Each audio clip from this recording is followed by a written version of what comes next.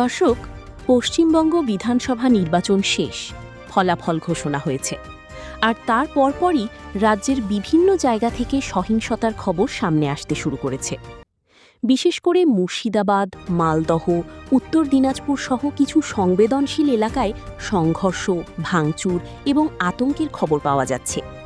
স্থানীয়দের একটি অংশের অভিযোগ, এই সহিংসতায় সংখ্যালঘু মুসলিমদের ঘরবাড়ি, দোকানপাট এবং ব্যবসা প্রতিষ্ঠান টার্গেট করা হয়েছে। তবে অন্যদিকে প্রশাসনের দাবি, এগুলো মূলত রাজনৈতিক সংঘর্ষ এবং পরিস্থিতি নিয়ন্ত্রণে রাখতে ইতোমধ্যেই নিরাপত্তা বাহিনী মোতায়েন করা হয়েছে। দর্শক, নির্বাচনের পর সহিংসতা পশ্চিমবঙ্গের রাজনীতিতে নতুন কিছু নয়। অতীতেও বিভিন্ন সময় ক্ষমতার পালাবদলের পর সংঘর্ষের ঘটনা ঘটেছে।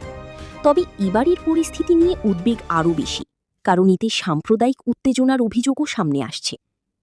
বিশেষজ্ঞদের মতে, এই ধরনের পরিস্থিতি দ্রুত নিয়ন্ত্রণে না আনলে তা বড় ধরনের অস্থিরতায় রূপ নিতে পারে। একই সঙ্গে সাধারণ মানুষের নিরাপত্তা নিশ্চিত করা এখন সবচেয়ে বড় চ্যালেঞ্জ। এখন প্রশ্ন হচ্ছে, এই সহিংসতা কি শুধুই রাজনৈতিক প্রতিশোধ, নাকি এর পিছনে আরও গভীর কোনো সাম্প্রদায়িক ইস্যু কাজ করছে? দর্শক, পশ্চিমবঙ্গের বর্তমান পরিস্থিতি নিয়ে আপনার মতামত কি? কমেন্ট করে জানাতে ভুলবেন না।